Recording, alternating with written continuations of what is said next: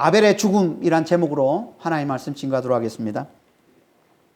우리는 지난 시간 에덴에서 쫓겨난 아담과 하와의 두 아들 가인과 아벨의 삶과 제사에 대해서 함께 살펴봤습니다. 다시 한 번 더 요약해서 나누면요, 첫 아들 가인은 부모의 사랑과 기대를 많이 받고 자란 반면에 그가 그렇게 부모의 사랑과 기대를 많이 받고 자란 것을 잘 보여주는 게 그의 이름과 직업이라고 했죠. 소유, 가진 자라는 그 이름, 그리고 농사하는 자라는 그의 직업이 그걸 잘 보여준다고 했습니다. 하와는 가인을 낳고는 그가 하나님이 약속하신 여자의 후손이라고 생각하고 그 이름을 지어주고 그러면서 그걸 아주 귀하게 키웠을 것이고요. 아담도, 아버지인 아담도 자기의 직업인 이 농사하는 일을 그에게 물려주면서 그를 특별히 대했을 겁니다. 당시엔 먹을 게 밭에 채소뿐이었기 때문에 그걸 가진 자가 곧 힘을 가진 자였던 거죠. 반면에 둘째 아들 아벨은 부모의 사랑과 기대를 제대로 받지 못하고 자랍니다. 이것도 그의 이름과 직업이 잘 보여준다고 했습니다. 그의 이름 아벨이라는 이름은 헛됨이라는 뜻이라고 그랬어요. 그러니까 가인이라는 이름과는 완전히 대조되는, 너무나 대조되는 이름인 거죠. 그리고 그의 직업도 농사하는 일에 비하면 너무나 하찮은, 생존에 별로 그렇게 영향을 주지 않는, 그렇게 중요하지 않은, 다만 하나님의 은혜인 가족 옷을 기억하고 그분의 그 구원의 은혜만을 간절히 소망하기에 좋은 직업, 이게 아벨의 직업, 양치는 자, 목자라고 했습니다. 그렇게 부모의 사랑과 기대를 많이 받고 자라서 힘을 갖게 된 가인은 항상 자신을 대단한 존재로 여겼고, 그런 만큼 이제 하나님의 은혜에 대해서는 그렇게 크게 필요로 하지 않고 살았을 겁니다. 반면에 그렇지 못한 아벨은 자신의 연약함을 잘 알고 늘 하나님의 은혜만을 간절히 구하는 그런 삶을 살았을 겁니다. 이는 마치 부모와 형들로부터 사랑받지 못하고 늘 멸시와 천대를 받으며 살았던 다윗이 자신의 연약함을 알고 늘 하나님의 은혜만을 간절히 구하며 살았던 것과 똑같습니다. 다윗의 삶이 그 삶이잖아요. 다윗은 부모로부터 사랑받지 못했습니다. 그리고 형들로부터 철저하게 멸시와 천대를 받으며 살았습니다. 그래서 그는 하나님만을 의지했던 게 다윗입니다. 그러니까 그의 모습을 그대로 보여주고 있는 게 이제 아벨의 삶이었던 거죠. 그러니까 이게 가인과 아벨의 삶이었던 겁니다. 그들의 이 삶을 하나님 앞에 압축해서 보여주는 게 이제 그들의 제사였던 거죠. 제사는요, 삶을 압축해서 보여주는 겁니다. 지금도 마찬가지입니다. 우리의 일주일의 이 삶을 압축해서 보여주는 게 이 주일 예배예요. 예배는요, 삶의 압축이요, 삶은 예배의 연장인 겁니다. 하나님 앞에서는. 우리가 살아가는 이 삶을 응축해서, 압축해서 나타내 보여주고 있는 게 우리의 예배인 겁니다.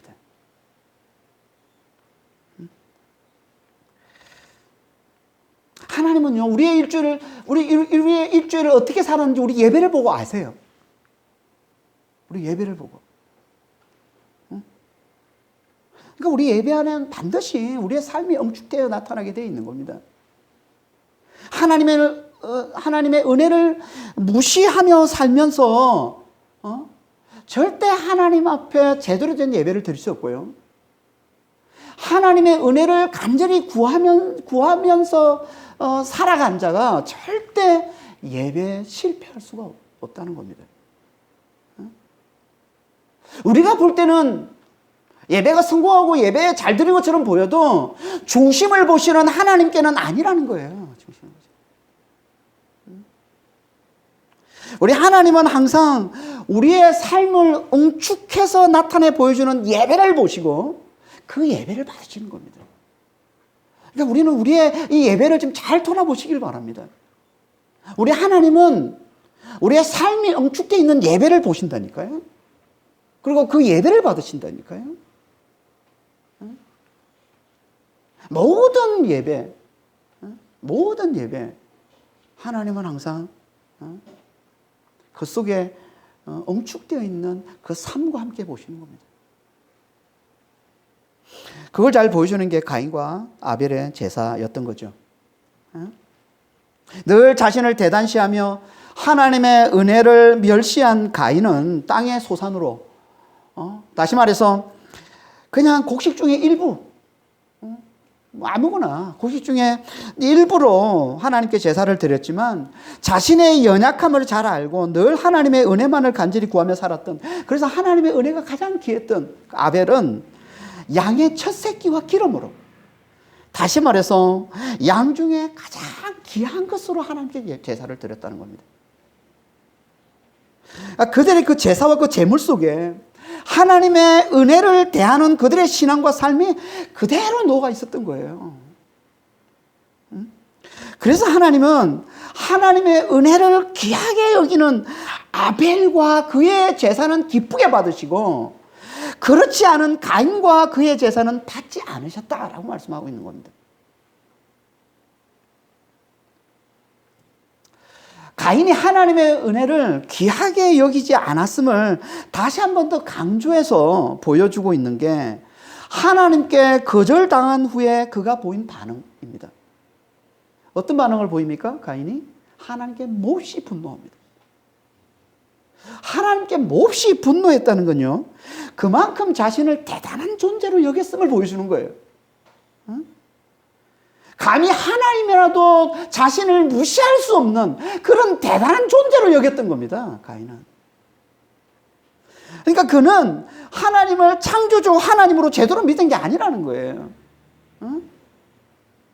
그 자신을 그분의 은혜로 사는 피조물로 제대로 알아본 게 아니라는 거예요, 그는. 다시 말해서 자신을 하나님보다 더 중요하게 여기고 자신의 수고와 자신의 열심을 하나님의 은혜보다 더 가치 있게 여겼던 겁니다. 그러면 하나님을 믿어도 그건 자신을 위해 하나님을 이용하는 것이지 절대 하나님을 제대로 믿는 게 아니라는 거예요. 아니, 그건 오히려 하나님 앞에서는 악한 거라는 겁니다. 그래서 하나님께서 그와 그의 제물을 받지 않았다라고 말씀하시는 거예요. 그리고는 그에게 그 악을 그치고 선을 행하라고 말씀하십니다. 그러면 용서와 자유와 기쁨을 다시 누리겠지만, 그렇지 않고 계속 그 악에 머물러 있으면 죄가 너를 섬길 것이다. 하나님께서 이렇게 말씀해 주십니다. 여기 죄는 마음의 악이 밖으로 드러난 걸 말하는 겁니다. 그러니까 하나님의 은혜를 멸시하고 하나님께 분노하는 그 마음의 악을 돌이키지 않으면 반드시 죄에 사로잡혀 몸 밖으로 죄를 범하게 될 거라는 거예요. 마음의 악은 그대로 내버려 두면 반드시 몸 밖으로 죄를 범하게 돼 있습니다. 그러니까 우리는 늘 우리 마음속에 하나님의 은혜를 멸시하는 악이 있는지를 잘 돌아보고 그걸 잘 살피고서 그 악이 있다면 먼저 그 악에서 잘 돌이키는 자가 돼야, 그래서 죄를 다스리는 자가 돼야 되는 거예요. 하지만 가인은 거기에 실패한 겁니다. 가인은 그러질 않은 거예요. 그러나 하나님께서 이렇게 권면하는데도, 하나님께서 이렇게 경고하셨는데도 하나님의 말씀을 무시하고 맙니다.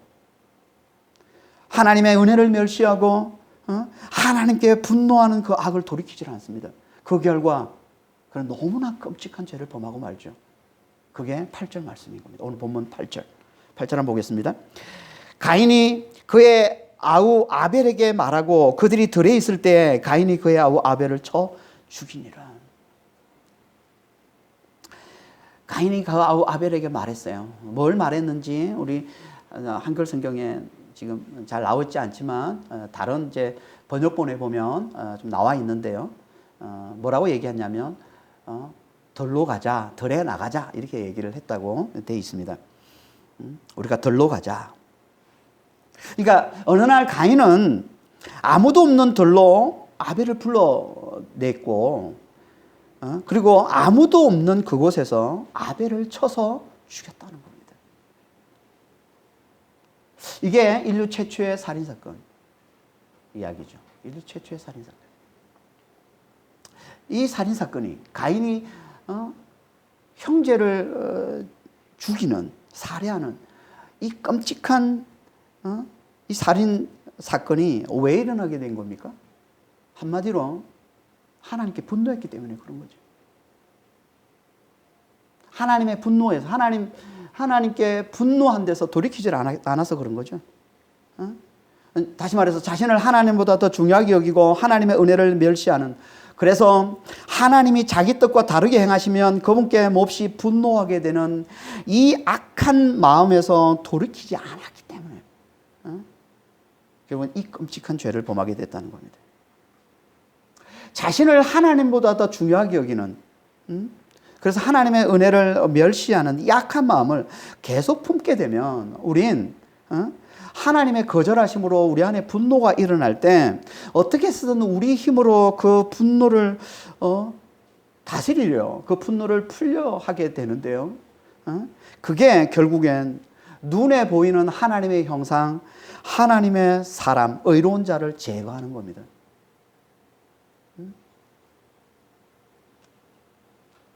그러니까 그 분노를 해결하는 길을 거기서 찾는 거예요.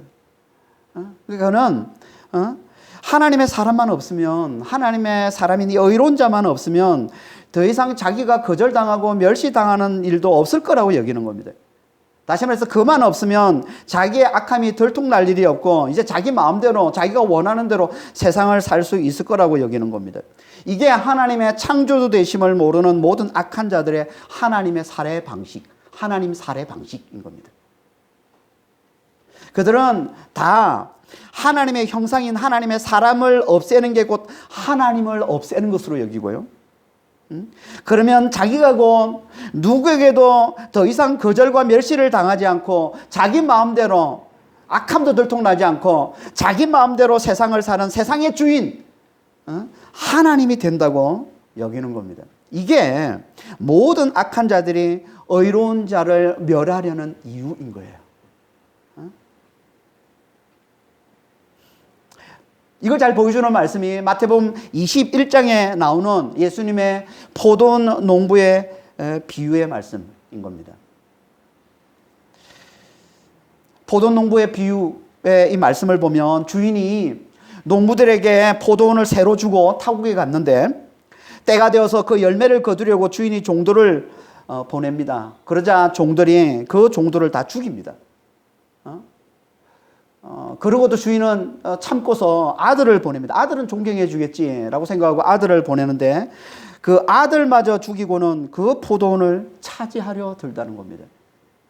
이게 이제 포도원 농부의 비유인데 거기에 나오는 38절 39절 마태복음 22장 38절 39절만 보겠습니다.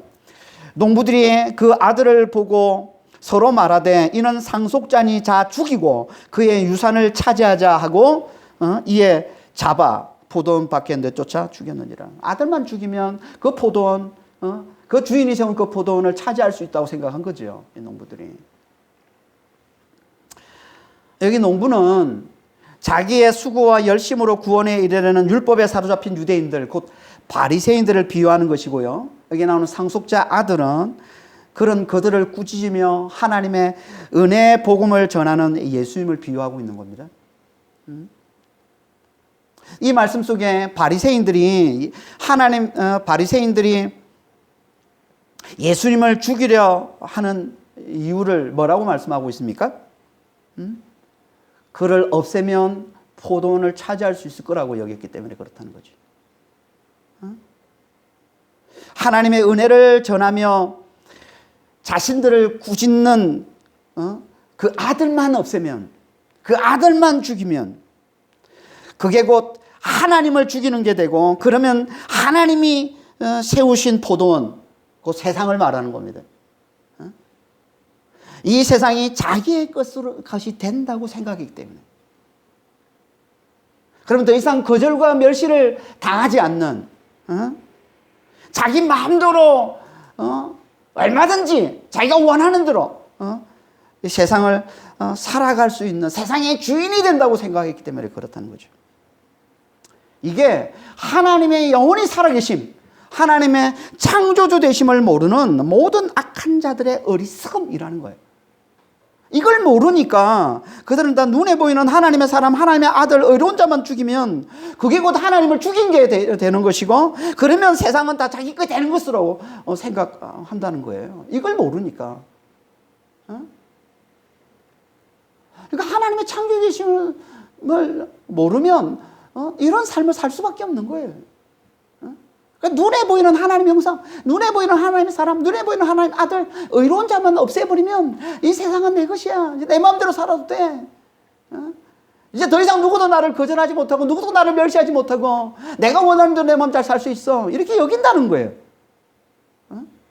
하나님을 모르는, 하나님 창조주심을 모르는 이 세상의 모든 악한 자들은 다. 그래서 지금도 악한 자들은 그렇게 혈안이 되어 있는 거예요. 어려운 자들을 없애려고, 죽이려고. 그래야 자기가 자기 세상을 살 수 있으니까, 자기 마음대로 살 수 있으니까 세상을. 의로운 자들이 골칫덩어리죠, 이 악한 자들에게는. 이게 가인 때부터 시작된 거라는 거예요. 가인 때부터.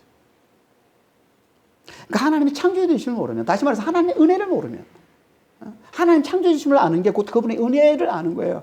우리는 그분의 은혜로만 사는 자구나. 그분의 은혜 없이는 살 수 없는, 이게 하나님 창조주심을 알아보는 거예요. 그러니까 우리는 하나님의 은혜를 모르면 우리는 결국 하나님께 반역하는 가장 사악한 죄를 내놓게 되는데, 그게 하나님의 형상인 사람을 살해하는 살인죄라는 겁니다. 그러니까 세상에 이렇게 사람을 살해하는 이런 끔찍한 죄악들이 이렇게 광범위하게 퍼져 있는 건요, 뭐예요? 하나님을 모르기 때문에, 하나님의 은혜를 모르기 때문에, 하나님을 창조주로 여기지 않기 때문에 그러는 거예요. 갈수록 세상이 더 이 끔찍한 악이 번성하는 건 결국은 하나님을 제대로 모르기 때문에 그렇다는 겁니다. 가인 이후로 세상은 점점 더 하나님의 은혜를 멸시하는 악이 가득해지고, 그러면서 살인죄도 더 광범위하게 퍼지게 되는데요. 그 시초가 가인의 범죄였던 것이고, 그리고 이 가인의 이 죄악을 고발하는 게 아벨의 죽음이라는 겁니다. 왜 하나님께서 의로운 자 아벨을 그냥 죽게 내버려 두셨을까요? 그건요, 하나님의 은혜를 모르는 이 가인의 악함을 고발하기 위해. 하나님의 은혜를 모르는 게, 하나님의 은혜를 멸시하는 게 이게 얼마나 큰 악인지, 이게 얼마나 악한 것인지를 아벨의 죽음을 통해 고발하신다는 거예요, 하나님께서. 세상이 다인 것처럼 보이는 우리 눈엔요, 아벨의 죽음이 너무 지나친 것처럼 보이지만, 죽게까지 그렇게 하나님께서 내버려 두실까? 좀 환난 당하는 것까지는 그래도 좀 봐주겠지만 어떻게 죽게까지 내버렸을까? 그러니까 세상이 다인 것처럼, 이 세상에 사는 것이 다인 것처럼 보는 우리 눈에는 죽음까지, 그에게 죽도록 허락하신 건 너무하신 것처럼 보인다는 거예요, 우리 눈에는. 하지만 죽은 자를 능히 살리시는 창조주 하나님께는 그렇지 않은 겁니다. 그래서 그분은 의로운 자의 죽음을 들어서도 당신의 뜻을 이루어 가시는 거예요. 자주 의로운 자의 죽음을 들어서 당신의 뜻을 이루어 가십니다. 성경은요, 우리가 볼 때 이해하지 않은 일들을 하나님께서 당신의 종 선지자들에게 시키실 때가 참 많이 있습니다. 가장 큰 예로 호세아 선지자에게 장녀 고멜과 결혼해서 아들을 낳아라 하신 것도 그렇고, 또 이사야 선지자에게 3년간 벌거벗고 다니라고 한 것도 그렇고, 우리가 볼 때는 이해가 되지 않는 그런 일을 하나님이 시키실 때가 왕왕 있는데, 그런 것처럼 아벨에겐 죽음을 통해 가인의 악함을 고발케 하신 거예요. 이는 마치 인류의 죄악이 얼마나 큰지를 고발하기 위해 예수님께서 함께 손을 잡은 그 유대인과 이방인은 원래 앙숙인데요, 예수님을 죽이는 일에 함께 손을 잡았다고 그러잖아요. 일부러 예수를 죽이는 일에만 함께 손을 잡았어요. 뭘 보여주는 겁니까? 온 인류가 합심해서 예수님을 죽였다는 얘기죠. 그러니까 온 인류에 의해서 당시 가장 무거운 형벌인 십자가형에 처해져 돌아가신 것과 같은 거예요. 예수님께서 오셔서 굳이 죽으셔야 된다면, 우리를 위해서 죽으셔야 된다면 그냥 곱게 죽으실 수도 있잖아요. 근데 왜 가장 무거운 형벌인 십자가의 형에 달려서 가장 어떻게 보면 가장 끔찍한 모습으로 왜 예수님께서 그렇게 돌아가셔야 했냐 말이에요. 왜? 온 인류의 죄를 고발하시기 위해서.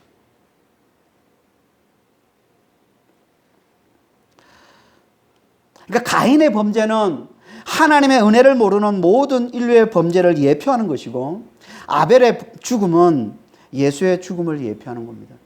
물론 예수의 죽음은요, 인류의 모든 죄를 대속하는 아벨의 죽음보다 훨씬 더 큰 죽음인 건 맞습니다. 그래서 히브리서 12장 24절에 이렇게 말씀하고 있는 거예요. 아벨의 피보다 더 나은 것을 말하는 예수의 뿌린 피니라. 아벨의 피보다 훨씬 더 큰 죽음이 예수의 죽음이에요. 훨씬 더 나은 죽음. 그러니까 아벨의 죽음에는 우리 인류의 죄를 대속하는 죽음이 아니에요. 근데 예수님의 죽음은, 예수의 뿌린 피는 우리의 모든 죄를 대속하는 죽음이기 때문에 더 나은 피라고 얘기하는 거예요. 더 나은 죽음이라고 말하는 거예요. 하지만 인류의 죄를 고발하는 인류의 그 악함을 고발하는 죽음이라는 면에서 보면 아벨의 죽음은, 가인의 죄를 고발하는 그 아벨의 죽음은 온 인류의 죄를 고발하는 예수님의 죽음을 예표하는 것이라고 할 수 있는 거죠. 그리고 가인의 범죄는 온 인류의 범죄를 예표하는 겁니다. 그건 하나님께서 인류의 범죄를 우리가 이렇게 하나님 앞에 어떻게 보면 참 끔찍한 죄들을 이렇게 많이 저지르고 있는데도 바로 멸망으로 심판하지 않고 참으신 것처럼, 가인의 범죄도 하나님께서 바로 멸망으로 심판하지 않고 참으신 걸 통해서 더 잘 보여주고 있는 거예요. 그걸 말씀해주고 있는 게 9절 이하의 말씀입니다. 하나님께서는 이렇게 끔찍한 죄를 범했는데 하나님께서 바로 그를 멸망으로 심판하지 않으시고 그를 참아주십니다. 그래서 9절에 이렇게 말씀하고 있는 거예요. 여호와께서 가인에게 이르시되 네 아우 아벨이 어디 있느냐? 그가 이르되 내가 알지 못하나이다. 내가 내 아우를 지키는 자니까. 가인의 범죄 후에 하나님이 가인을 찾아오셔서 묻습니다. 네 아우 아벨이 어디 있느냐? 이건요, 마치 아담이 범죄한 후에 하나님께서 아담을 찾아오셔서 아담아 네가 어디 있느냐 물어보신 거하고 비슷하죠. 그렇죠? 비슷하죠. 그때 하나님께서 아담에게 찾아와서 아담이 어디 있느냐고 물어보신 건 몰라서 물어보시는 게 아니라 뭐 때문이라고 했습니까? 그에게 회개의 기회를 주시기 위해서 그랬다고 그랬죠. 가인도 마찬가지입니다. 하나님은 가인에게도 찾아와서 제일 먼저 회개의 기회를 주고 계시는 겁니다. 왜 하나님께서 이렇게 하십니까? 왜? 하나님은 심판의 하나님이 아니라 은혜의 하나님이시기 때문에 그런 거예요. 그건 항상 먼저 긍휼과 은혜 베푸기를 원하시는 하나님이시기 때문에 그런 겁니다. 그래서 아무리 큰 죄를 범했어도 그분은 항상 먼저 회개의 기회를 주시는 겁니다. 그래서 가인에게도 찾아오셔서 먼저 회개의 기회를 주시는 거예요. 내 아우 아벨은 어디 있느냐? 그 말은 내 아우 아벨을 어떻게 했느냐? 왜 그랬느냐? 회개의 기회를 주시는 거예요, 하나님께서. 하지만 가인은 하나님이 주신 회개의 기회를 뿌리치고 맙니다. 그리고는 하나님께 이렇게 거짓말을 합니다. 내가 알지 못하나이다. 내가 내 아우를 지키는 자입니까? 거짓말에다가 하나님을 조롱하기까지 합니다. 내 아우를 지키는 자입니까? 이런 말은 내 아우를 지키는 자는 당신이지 않습니까? 그걸 왜 나한테 묻습니까? 하나님을 조롱하는 거예요. 제가 아우를 지키는 자입니까? 아담은 그래도 범죄 후에 하나님 앞에 이렇게까지 완악하지는 않았어요. 그렇죠? 그런데 가인은 아담보다 훨씬 더 완악해져 있는 모습을 보이고 있습니다. 이게 죄의 오염성이에요. 죄의 전염성이에요. 죄가 들어오면요, 죄는 이렇게 전염력이 강합니다. 그래서 더 완악해지고 더 악해지는 거예요. 그래서 아담보다 가인이 더 악한 모습으로 등장하고 있는 겁니다. 그렇게 완악하게 하나님을 대하는 가인에게 하나님께서는 이제 본격적으로 그의 죄를 하시고 그를 심판하십니다. 그게 10절 말씀이에요. 이르시되 네가 무엇을 하였느냐? 네 아우의 핏소리가 땅에서부터 내게 호소하느니라. 내 아우의 핏소리가 땅에서부터 내게 호소한다라는 이 말은 내 아우 아벨이 자기의 억울한 죽음을 복수해달라고 내게 고소하고 있다, 이런 말이에요. 마치 법정에서 재판하는 장면과 같은 거예요. 그러니까 하나님은 지금 아벨의 억울한 죽음을 다 알고 계시고, 그래서 이제 재판장이 되어서 그 억울한 죽음을 풀어주려 하신다는 겁니다. 이 말은 곧 하나님은 모든 의로운 자의 억울함을 다 아시고 반드시 그 억울함을 풀어주시는 의로운 재판장이 되심을 보여주고 있는 거예요.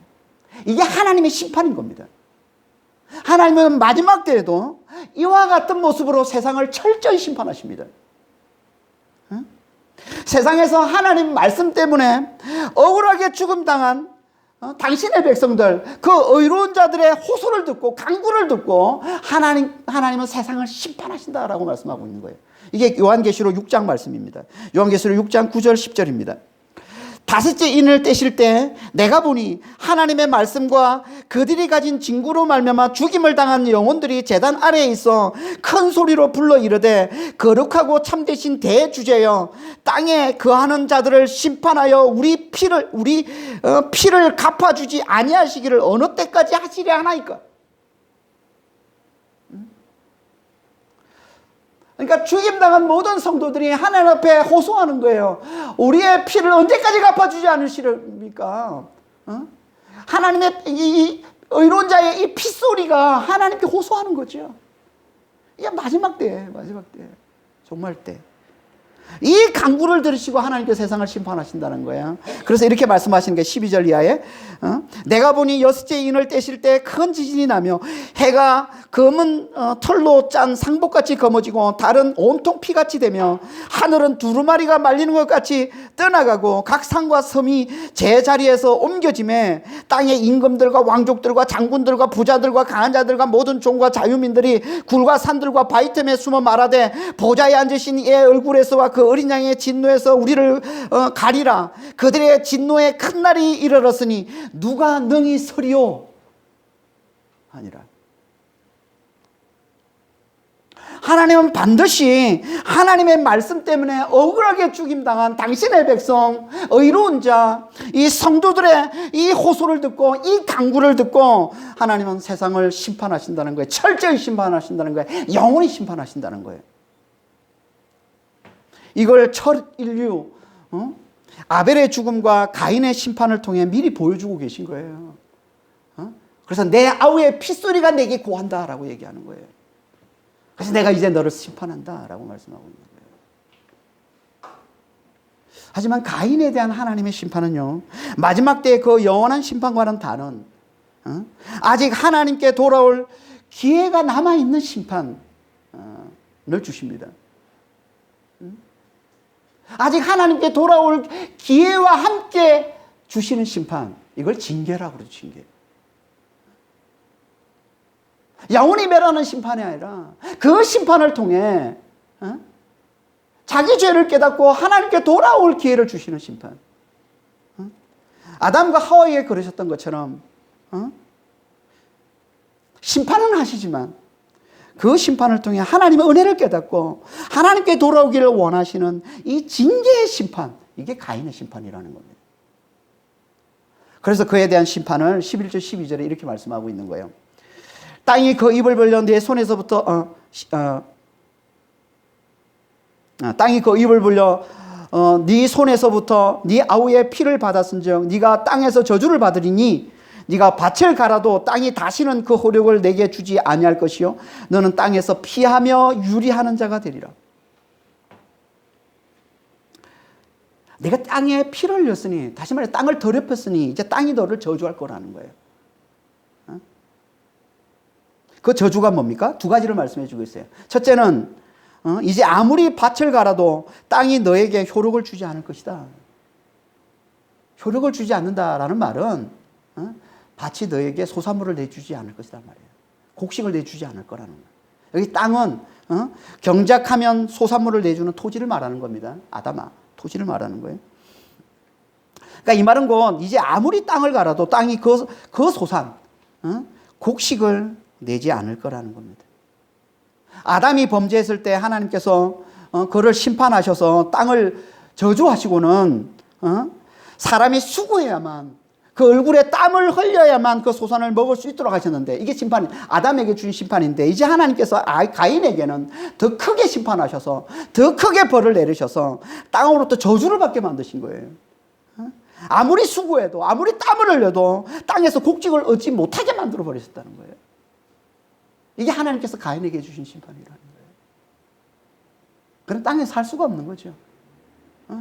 그래서 두 번째 형벌이 땅에서 피하여 유리하는 자가 될 것이다 라고 말씀하고 있습니다. 땅에서 피하여 유리하는 자가 될 것이다. 여기 피하다, 유리하다는 말은 비슷한 의미의 단어예요. 비슷한 의미. 방황하다, 떠돌다라는 의미를 같이 쓰고 있는 단어인데요. 그러니까 비슷한 의미의 단어를 반복해서 지금 쓰고 있는 거죠. 강조해서 말하고 있는 거예요. 강조해서. 그러니까 가인은 땅에서 떠돌고 방황하는 삶, 곧 땅으로부터 철저히 추방당한 삶을 살게 될 거라는 겁니다. 땅에서 쫓겨난 삶, 땅에서 추방당한 삶을 살게 될 거라는 거예요. 그러니까 이 말은 이제 더 이상 먹을 걸 내주는 이 경작된 땅에서는 살 수 없기 때문에, 그러니까 땅을 아무리 갈아도 땅이 아무리 갈아도 먹을 걸 내주지 않기 때문에 땅은 결국은 이제는 그 땅에서 추방되어서 떠들고 방황하는 삶을 살 수밖에 없게 된다는 겁니다. 이게 하나님께서 범죄한 가인에게 내리신 죄의 형벌이라는 거예요. 지금은 땅을 경작해서 그 소산을 먹고 사는 시대가 아니기 때문에 이 형벌이 그렇게 큰 형벌처럼 느끼지 않습니다. 그렇죠? 이 형벌이. 하지만 당시엔 땅의 소산으로만 먹고 살던 시대예요. 땅이 내주는 곡식을 먹어야만 살 수 있던 시대예요. 그러니까 그 시대엔 이게 최고 수준의 형벌이었던 겁니다. 그래서 다음 주 우리가 살펴보겠지만 가인이 이 벌을 받고는 너무 무겁다고 하나님 앞에 항변을 합니다. 가인이 어떻게 이렇게 제게 너무 무겁습니다. 이렇게 항변을 하죠.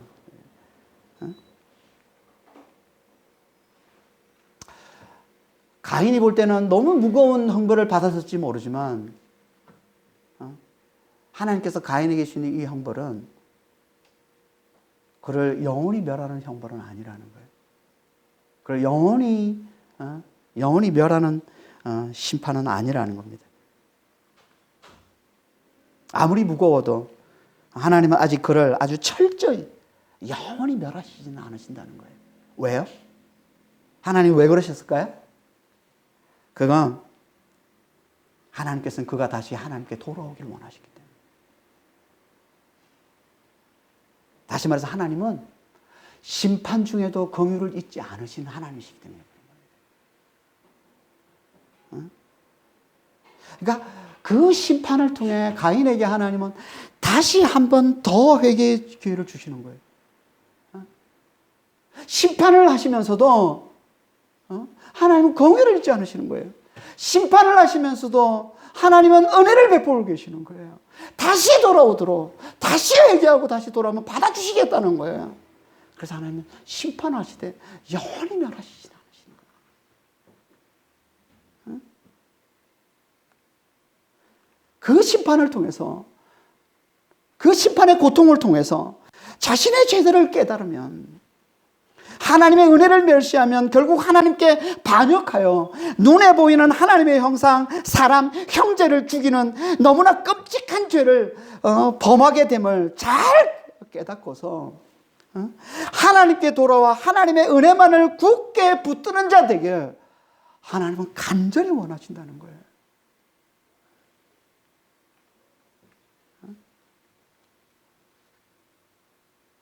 아무리 큰 죄를 범했다 할지라도, 아무리 큰 심판을 당할 그런 죄를 범했다 할지라도 하나님께서는 그걸 영원히 멸하시지는 않아요.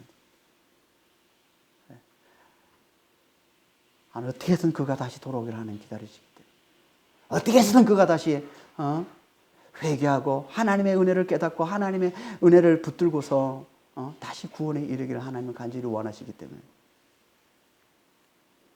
그러면 하나님께서 다시 낯을 들게 해주시겠다는 거예요. 그러면 하나님께서 다시 용서해 주시고 다시 자유를 주시고 다시 기쁨을 누리게 해주시겠다는 겁니다. 다시 말해서 그 심판과는, 그 죄로 말미암아 당한 그 고통과는 비교가 되지 않는 영원한 구원을 누리게 해주시겠다는 겁니다. 이걸 뭐라고 그래요? 이걸 전화위복이라고 그러죠. 우리 하나님은 전화위복의 하나님이에요. 응? 내게 닥친 화를 통해서, 내게 닥친 심판과 고통을 통해서 하나님의 은혜를 깨달으면, 하나님의 은혜가 아니면 살 수 없는 자구나, 내가 하나님의 은혜로만 사는 자라는 이 하나님의 은혜를 깨닫고 그 은혜를 굳게 붙들면 그 화와는, 그 고통과는, 그 심판과는 비교가 되지 않는 놀라운 복을 주시는 하나님, 이분이 우리 하나님, 이분이 우리를 너무나 사랑하시는, 너무나 은혜가 많으시는, 너무나 긍휼이 풍성하신 우리 하나님이시라는 겁니다. 이걸 하나님께서는 가인의 심판을 통해서 우리에게 나타내 보여주고 계신 겁니다. 지금도 마찬가지야. 하나님 지금도 마찬가지예요. 지금도 하나님은 우리가 어떤 화를, 어떤 고통을, 어떤 심판을 당한다 할지라도 하나님께서 그 심판을 통해서 하나님의 은혜를 깨닫고 하나님께 돌아오면 그 심판과는 비교가 되지 않는 놀라운 복을 하나님 우리에게 주신다는 겁니다. 놀라운 은혜를 우리에게 베풀어 주신다는 겁니다. 이분이 우리 하나님이시라는 거예요. 그러니까 우린 지금 우리에게 지금 어떤 화가 닥쳐왔다 할지라도, 내가 어떤 고통을 당하고 있고 어떤 어려움을 당하고 있다 할지라도, 어떤 죄로 말미암아 심판을 당한다 할지라도 그걸 통해 하나님의 은혜를 잘 깨달으면, 나는 하나님의 은혜가 없이는 살 수 없는 자요, 하나님의 은혜로만 사는 자구나, 하나님을 붙들어야만 내가 살 수 있는 자구나, 그걸 깨닫고 하나님만을 굳게 붙드는 이 믿음만 잘 배우면 된다는 거예요. 그럼 반드시 하나님께서 그 심판과는, 그 고통과는, 지금 우리가 당하고 있는 이 어려운 이 고난과는 비교가 되지 않는 놀라운 복을, 영원한 구원을, 부활과 영생을 하나님께서 우리에게 가져다 주신다는 겁니다. 이게 아무리 큰 죄를 범해도 아직 영원히 멸하시지 않는 가인의 심판을 통해 하나님께서 우리에게 깨우쳐주고 있는 진리인 거예요. 이게. 심지어 우리가 죽는다고 해도 그것보다 훨씬 더 가치 있는 게 하나님의 은혜를 굳게 붙드는 자에게 주어지는 영원한 구원이라는 겁니다. 그래서 하나님께서 아벨이 죽었어도 아벨이 이걸 우리에게 계속 깨우쳐주고 있다, 이걸 우리에게 계속 가르쳐주고 있다라고 말씀하고 있는 거예요. 이게 히브리서 11장 4절 말씀입니다. 아벨이 죽었으나 그 믿음으로써 지금도 말하느니라. 이 말씀은요, 하나님께서 아벨을 믿음으로써 지금도 말하는 선지자로 쓰고 계심을 말씀하고 있는 거예요. 아벨이 죽었지만 그 믿음으로써 지금도 말하고 있다. 그래서 지금 우리도 아벨의 이야기를 좀 나누고 있잖아요. 아벨을 통해서 지금 우리가 배우고 있잖아요. 깨우침을 받고 있고 가르침을 받고 있지 않습니까? 지금도 우리가 말하고 있다는 아벨이. 아벨이 뭘 말하고 있습니까? 우리에게. 죽음보다 중요한 게 믿음임을 우리에게 지금 가르쳐주고 있죠. 하나님의 은혜를 굳게 붙들므로 하나님의 은혜를 잘 알고 그 은혜를 굳게 붙들므로 얻게 되는 그 영원한 구원, 그 부활과 영생이 죽음보다 더 가치 있고 죽음보다 더 귀하다는 것을 죽음을 통해 우리에게 가르쳐주고 있는 게 이게 아벨의 죽음이라는 거예요.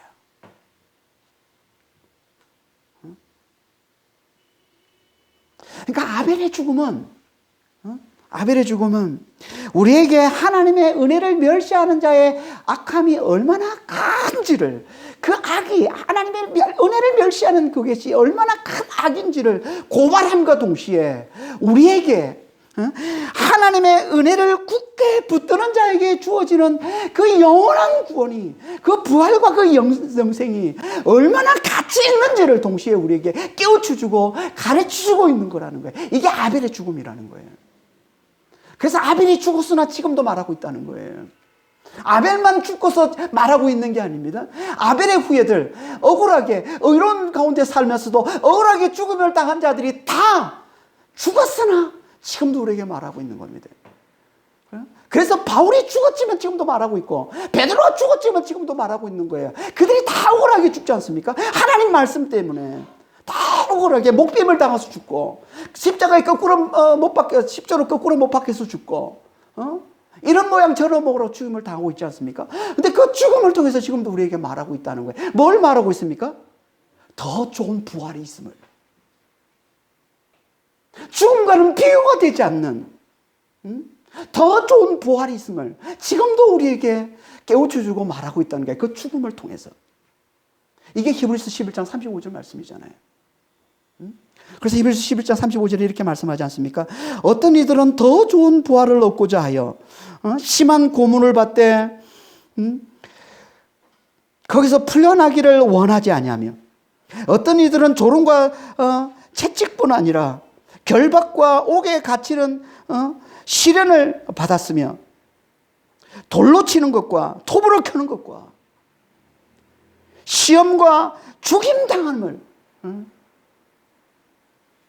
겪었으나 그들은 다 그 죽음을 당당히 받아들이더라는 거예요. 왜? 더 좋은 부활을 위해서. 더 좋은 부활을 위해서. 지금도 아벨의 후예들은 죽음으로 우리에게 말하고 있습니다. 지금도 하나님을 믿는 믿음 때문에 억울하게 죽어가는 아벨의 후예들이 지금도 얼마나 많이 있습니까? 가끔씩 뉴스에 보면은 아프리카에서 하나님을 믿는다는 그 이유 때문에 그 이슬람 무장단체들이 기독교 학교를 쳐들어와서 그 학생들을 납치해서 성폭행하고 죽이고 하는 그런 일들이 지금 아프리카에서 일어나고 있지 않습니까? 기독교 하나님을 믿는다고 그들을 테러하고 그들을 무자비하게 학살하고 이런 일들이 지금도 여전히 일어나고 있습니다. 왜 하나님께서 이런 일들이 왜 하나님께서 일어나게 허락하시는 걸까요? 왜 하나님께서 의로운 자 아벨의 죽음을 왜 그냥 하나님이 허락하시는 걸까요? 왜? 하나님께서 그 죽음을 통해서 우리에게 말씀해 주시기를 원하시기 때문에 그런 겁니다. 뭘 말씀해 주는 거예요? 죽음보다 더 귀한 게 있음을, 죽음보다 더 가치 있는 게 있음을, 아니 죽음조차 아무것도 아닌 것으로 만들어버리는 놀라운 복이 있음을. 그게 뭐라고요? 그게 영원한 구원. 그게 뭐라고요? 그게 부활과 그게 영생이라는 겁니다. 우리 하나님은 오늘 우리에게 아벨의 죽음을 통해서 이걸 우리에게 깨우쳐 주고 계신 거예요. 이걸 강조하고 계신 거예요. 그러니까 우리는 어떤 고난이 있다고 할지라도, 어떤 어려움이 있다고 할지라도 그 고난을 통해서 하나님의 은혜를 잘 배우는, 반드시 은혜로 우리를 구원해 주시는 하나님의 그 창조주 되신, 다시 말하면 예수의 십자가와 부활의 이 은혜를 우리가 잘 배우고 이 은혜를 굳게 잘 붙들면 우리 하나님께서는 우리에게 우리가 당하는 이 고난, 이 화, 이 시련, 이것들과는 비교가 되지 않는, 죽음조차 아무것도 아닌 것으로 만들어버리는 놀라운 복, 영원한 구원, 부활과 영생을 반드시 우리에게 주신다는 겁니다. 그러니까 우리는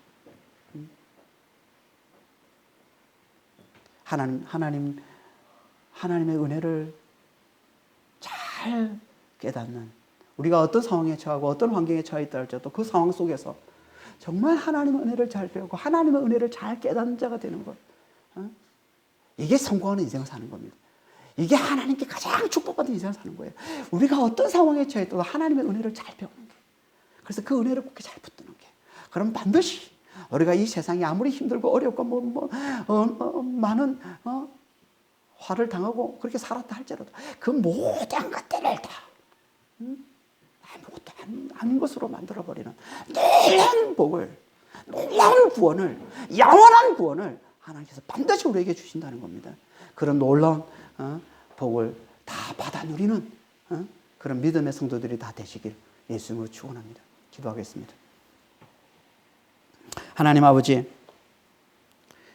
가인이 하나님의 은혜를 멸시함으로 저지른 이 끔찍한 범죄, 아벨의 죽음을 보면서 하나님의 은혜를 멸시하는 게 얼마나 큰 죄인지를 깨닫게 하시고, 그러면서 동시에 우리의 죽음조차 아무것도 아닌 것으로 만들어버리는 그 부활의 영광이,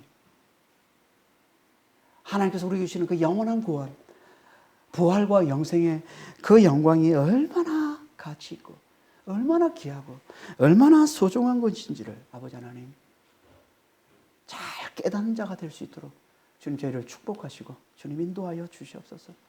아버지 하나님, 그렇습니다. 하나님께서 우리에게 주신 복은요, 세상에서 잘 되는 시시한 이 정도의 복이